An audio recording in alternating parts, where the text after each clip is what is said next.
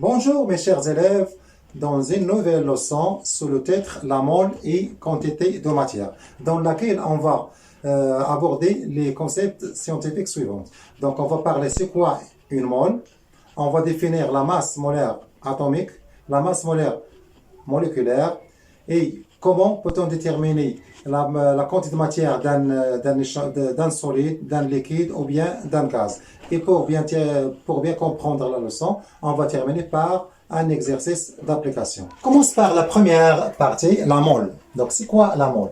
Donc, la mole est définie comme un ensemble de particules, soit atomes, soit molécules, soit ions, qui contient 6,02 10 à la puissance 23 particules identiques. Donc le nombre 6,02 représente le nombre d'Avogadro. C'est quoi le nombre d'Avogadro? Donc, comme j'ai dit, c'est quoi le nombre d'Avogadro et c'est quoi la constante d'Avogadro? Donc le nombre d'Avogadro, c'est tout simplement 6,02 10 à la puissance 23. Il est appelé le nombre d'Avogadro. C'est quoi ce nombre d'Avogadro? C'est tout simplement le nombre d'atomes de carbone 12, c'est-à-dire C12, contenu dans 12 grammes de carbone. Donc on prend 12 grammes de carbone et on compte le nombre d'atomes contenus dans cette masse, on trouve son nombre. Donc son nombre est appelé le nombre d'Avogadro. Et on appelle constante d'Avogadro la grandeur Na 6,02 10 à la puissance 23 mol moins 1. C'est-à-dire quoi? C'est-à-dire le nombre d'Avogadro sans unité, par contre la constante d'Avogadro avec l'unité mol moins 1. Quelle est sa signification? La signification est la suivante. Donc, c'est-à-dire, chaque mole contient son nombre d'atomes. Ou bien chaque mole contient son nombre de molécules. Ou bien chaque mole contient son nombre d'ions. Donc, on va passer à la ou bien au troisième paragraphe, la quantité de matière. C'est quoi la quantité de matière? C'est tout simplement le nombre donc la quantité de matière d'un échantillon en général, c'est tout simplement le nombre de moles que contient cet échantillon. Et l'unité petit n, sans l'unité, et la mole. Donc l'unité, on l'écrit sans E. C'est bon? Donc, maintenant, on va voir la relation entre la quantité de matière et la constante d'Avogadro. Bien, donc considérons un échantillon qui contient plusieurs particules. Donc le nombre de ces particules, c'est un grand N. Donc, combien de moles contenus dans cet échantillon? Et pour cela, on va appliquer la relation de 3. On sait que chaque mole contient combien de particules? Il contient 6,02 10 à la puissance 23. 23. Chaque mole contient ce nombre de particules. Bien, nombre d'atomes, bien de molécules ou bien d'ions. Bien. Dans cet échantillon, on a un grand N particules. Donc, dans cet échantillon, il y a combien de moles? Donc, on cherche petit n. Combien de moles? Donc, on applique la relation de 3. Elle est égale à quoi? Elle est égale à 1 fois n sur le nombre d'Avogadro. Donc, la relation qu'on cherche est la suivante. N est égal à quoi? Est égal à grand N sur, donc 6,02 représente le nombre d'Avogadro, donc sur Na. Voilà la première relation. Donc, on peut déterminer la quantité de matière d'un échantillon, connaissant le nombre de particules par cette relation. Donc, M, c'est quoi? Donc, petit m, la quantité de matière en mol.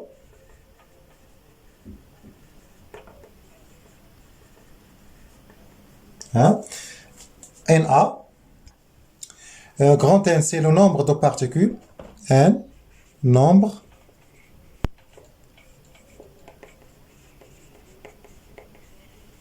de particules. Bien sûr, sans unité. Et Na, c'est la constante d'Avogadro. Constante d'Avogadro. Bien sûr, toujours, on a Na est égal à 6,02 10 à la puissance 23 mol moins 1. C'est bon? Très bien. Et maintenant, on va passer au deuxième paragraphe, la masse molaire. Donc, on va définir c'est quoi la masse molaire atomique et la masse molaire moléculaire. Donc, deuxièmement, la masse molaire. Donc, commençons par la masse molaire atomique. C'est quoi la masse molaire atomique? Tout simplement, la masse molaire atomique d'un élément chimique X est la masse d'une mole d'atomes de cet élément. Elle est notée grand M, mx, et s'exprime en elle s'exprime en grammes par mole. Hein? Bien sûr, on trouve ces masses molaires dans le tableau périodique. Donc, exemple, la masse molaire d'hydrogène est égale à 1 gramme par mole. La masse molaire atomique du carbone est égale à 12 grammes mol moins 1, ou bien par mol. La masse molaire atomique d'oxygène est égale à 16 grammes par mol. Un autre exemple, la masse molaire de sodium, Na, est égale à 23 grammes par mol. S'il vous plaît, il ne faut pas retenir ces masses par corps. On vous donne toujours ces masses molaires dans les données. C'est bon? Très bien. Et passons maintenant à la masse molaire moléculaire. Donc, la masse molaire moléculaire, c'est quoi? C'est tout simplement la masse d'une mole de molécule. Donc, elle est égale à la masse de tous les atomes qui constituent la molécule. C'est bon? Bien. Donc, la masse moléculaire, la masse molaire moléculaire d'une substance chimique est la masse d'une mole de molécules. Elle est égale à la somme des masses molaires atomiques des atomes constituant la molécule. Elle est notée grand M, comme le cas de la masse molaire atomique, et s'exprime aussi en grammes par mol. Donc, exemple. Donc, la masse molaire de H2O. Exemple, la masse molaire de H2O. C'est égal à quoi? Donc, est égal à, donc, cette molécule est constituée de deux atomes d'hydrogène, donc est égal à 2 fois la masse d'hydrogène plus la masse d'un atome d'oxygène. Hein? Bien sûr, on vous donne les masses molaires atomiques de tous ces atomes. Voilà. On a la masse molaire d'atomes d'hydrogène est égale à 1, donc on va écrire 2 fois 1 plus l'atome, ou bien la masse molaire atomique d'oxygène est égale à 6. Donc, plus 16, donc est égal à 18 grammes par mol. Hein? Un autre exemple. La masse molaire atomique de CH3CO2H. C'est une molécule organique. Donc, elle est constituée de combien d'atomes de carbone? 1, 2. Donc, on va écrire 2 fois la masse molaire atomique du carbone, plus l'hydrogène, on a 3, plus 1, ça fait 4. Donc, plus 4, MH, plus, on a 2 atomes d'oxygène. Donc, plus 2, la masse d'oxygène. Et après, on remplace chaque masse atomique par sa valeur. Donc, le carbone, toujours égal à 12. Donc, 2 fois 12, plus 4 fois 1, plus 2 fois 16. Donc, est égal à combien? Donc, est égal à 24, plus 4, plus 32. C'est bon? Bien. Donc, 28, 30, donc 60. Donc 60 grammes par mol. Donc c'est très facile. Donc je répète, donc la masse molaire atomique moléculaire, la masse molaire donc je répète, la masse molaire moléculaire, c'est tout simplement la somme des masses qui constituent la molécule. C'est bon? Bien. Maintenant, on va passer à un autre paragraphe. La relation entre la quantité de matière et la masse molaire. Bien. Donc, relation entre quantité de matière et masse molaire. Donc, on considère une substance chimique hein, de masse M. Donc le problème, combien de moles contient cette substance chimique? Toujours, on va revenir à la définition d'une mole, ou bien de la masse molaire. C'est quoi la masse molaire? La masse molaire, c'est la masse d'une mole. Donc chaque mole, une mole, a une masse appelée masse molaire. C'est bon. Donc si on considère une substance chimique de masse petit m, donc combien de moles contient cette substance? Donc on va la noter petit m, et par suite en appliquant la relation de 3, donc n est égal à quoi? Est égal à 1 fois petit m sur grand m. Donc on va trouver la relation suivante. Donc n est égal à la masse fois 1 sur la masse molaire. Voilà la relation par laquelle on peut déterminer la quantité de matière d'une substance chimique de masse petit m et de masse molaire grand M. Donc, je répète, M c'est la masse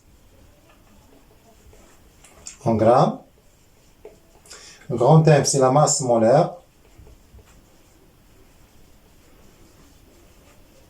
bien sûr en grammes par mol, et enfin, petit m c'est la quantité de matière en mol.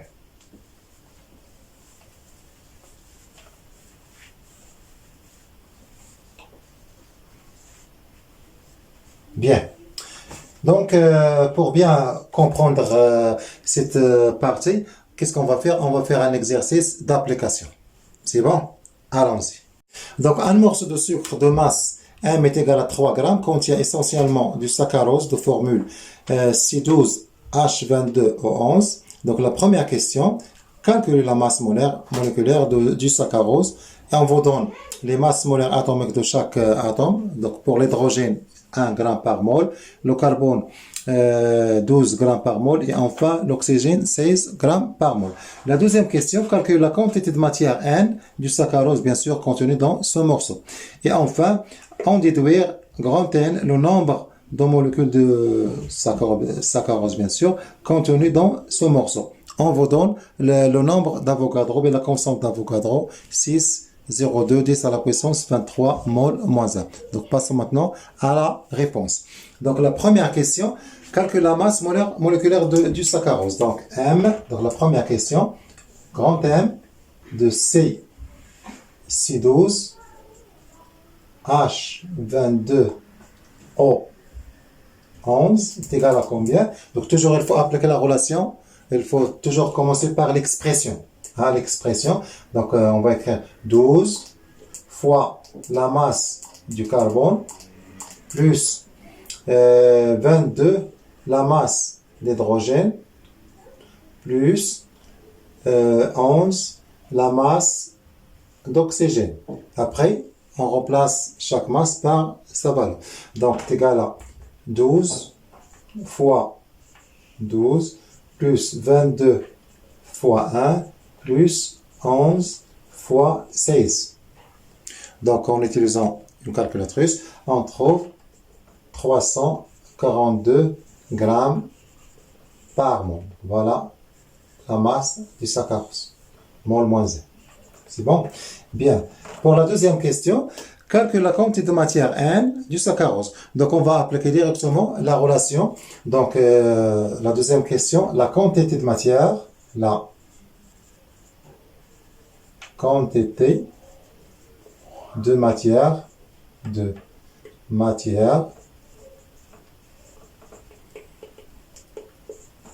du saccharose.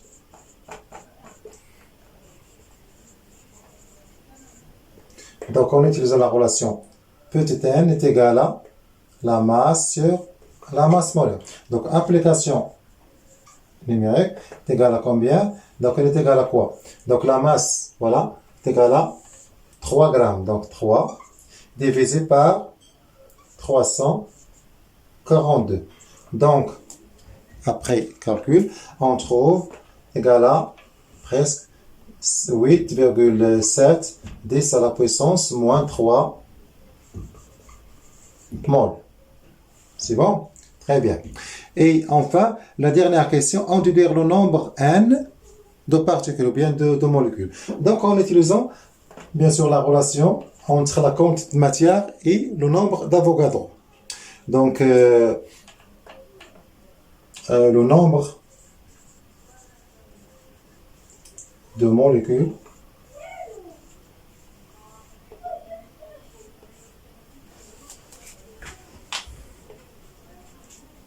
de saccharose.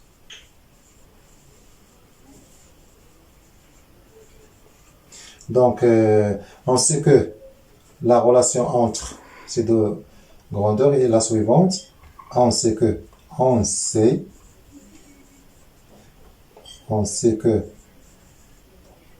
petit n est égal à grand N sur Na. Donc, le nombre de molécules est égal à quoi? La quantité de matière fois Na.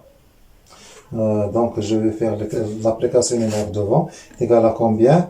C'est égal à la quantité de matière, c'est 8,7 10 à la puissance moins 3 fois le nombre d'Avogadro, la constante d'Avogadro, 6,02 10 à la puissance 23.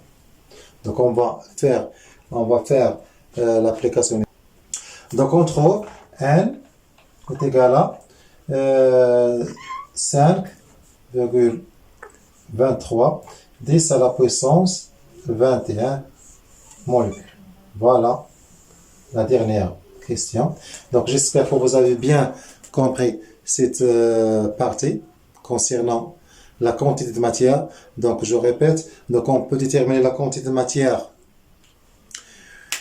soit à partir de la quantité de matière, à partir de la masse et la masse molaire, soit à partir de nombre d'Avogadro et le nombre de particules.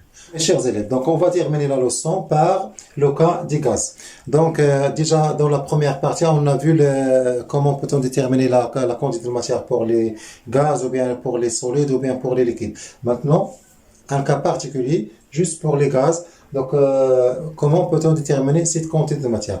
Et tout d'abord, on va définir c'est quoi le volume molaire des gaz. Donc, le volume molaire des gaz, c'est tout simplement le volume occupé par une mole de gaz, dans des conditions de température et de pression. Donc, le volume molaire d'un gaz est le volume occupé par une mole de gaz dans des conditions de température et de pression. C'est bon? Donc, en général, tous les gaz occupent le même volume dans les mêmes conditions de température et de pression. C'est bon? C'est-à-dire le volume molaire est indépendant de la nature du gaz et ne dépend que de la température et de la pression. Exemple.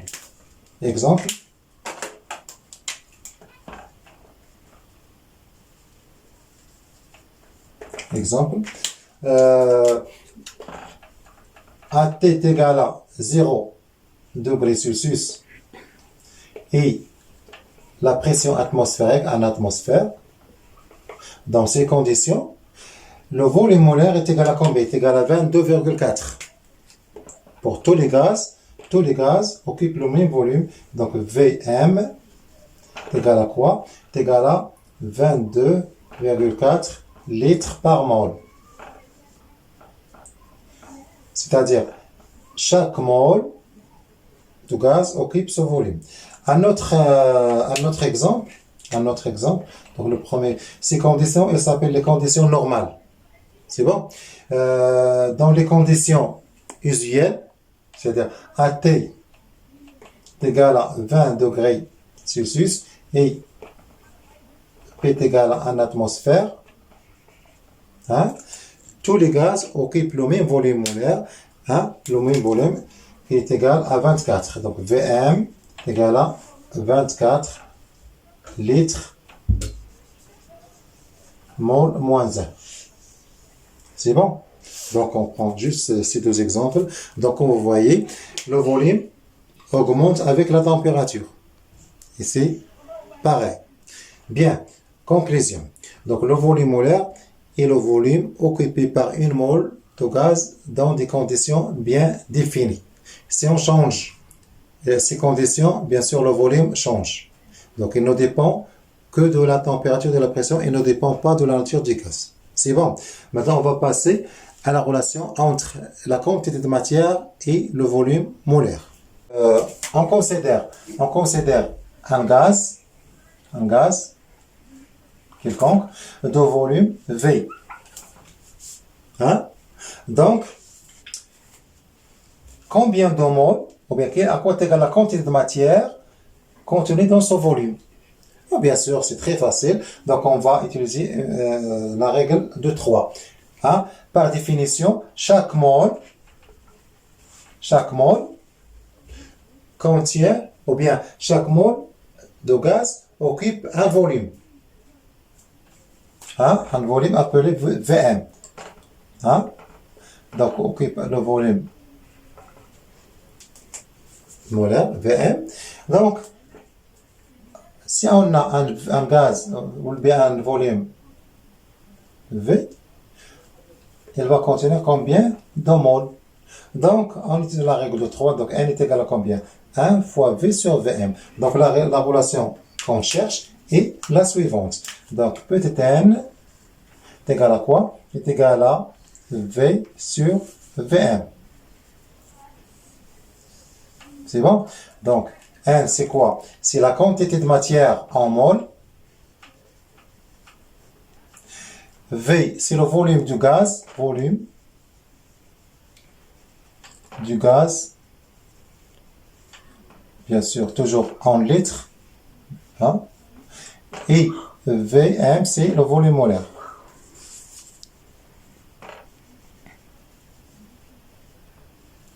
Le volume, il s'exprime en litres.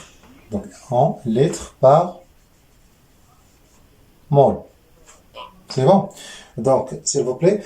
Donc, toujours, on vous donne le volume molaire dans les données. Ce n'est pas la peine d'apprendre ces valeurs par cœur. Donc, juste, il faut savoir comment appliquer cette relation. Donc, N est égal à V sur Vm. C'est bon? Très bien. Voilà, on est arrivé au dernier paragraphe, la densité d'un gaz. Donc, la densité d'un gaz par rapport à l'air est le rapport entre la masse M d'un volume du gaz sur la masse M' du même volume d'air. C'est-à-dire quoi? Si on prend par exemple un volume d'un gaz V, on prend le même volume d'air. Donc le volume du gaz, il pèse une masse M. Et l'air, il pèse une masse M'. Donc, par définition, la densité, c'est quoi? La densité D, c'est tout simplement le rapport entre la masse du gaz sur la masse M' d'air. C'est bon? Bien sûr, la masse, elle s'exprime en grammes, M' en grammes, donc D, c'est une grandeur sans unité. Donc D, okay, c'est en grammes, la M' en grammes, et D sans unité. C'est bon? Donc, qu'est-ce qu'on va faire? On va terminer la leçon par un exercice. C'est montrer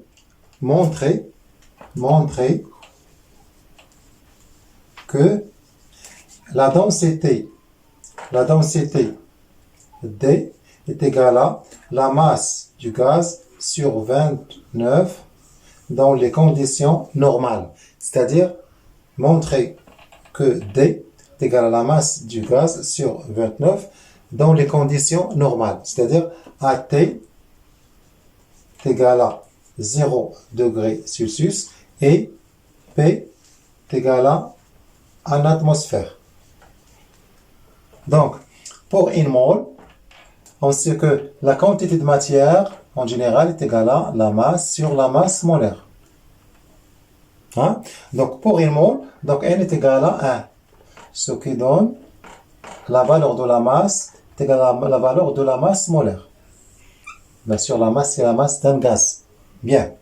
Pour l'air, hein, la masse volumique, en général, c'est quoi? C'est le rapport entre la masse et le volume. Et toujours pour une mole. Donc, pour une mole, le volume est égal au volume molaire. Donc, est égal à 1 prime sur Vm. Donc, d'après cette relation, à quoi est égal 1 prime? Donc, 1 prime est égal à quoi? Est égal à ρ fois Vm. Donc, est égal à ρ fois Vm. Je répète. Donc, dans ces conditions, la masse volumique est égale à presque 1,3 g par litre. Et Vm est égal à 22,4 litres par mol. Donc, 1 prime est égal à combien? Est égal à 1,3 fois 22,4. Donc, après calcul, on trouve est égal à presque 29. D'où la densité est égale à quoi? Déjà, on a dit que la densité est égale à M sur M'. Donc, je répète, M, c'est la masse du gaz. M', c'est la masse de même volume du gaz de l'air. C'est bon? Bien. Donc, est égal à quoi? Est égal à petit m sur M'. Donc, petit m est égal à grand M. Est égal à la masse molaire. Est égal à la masse molaire du gaz. Sur 29. Voilà ce qu'il faut démontrer. Donc, j'espère que vous avez bien compris cette leçon. Donc, on se verra dans les exercices, Inch'Allah. Donc, merci pour votre attention et à une autre leçon, Inch'Allah.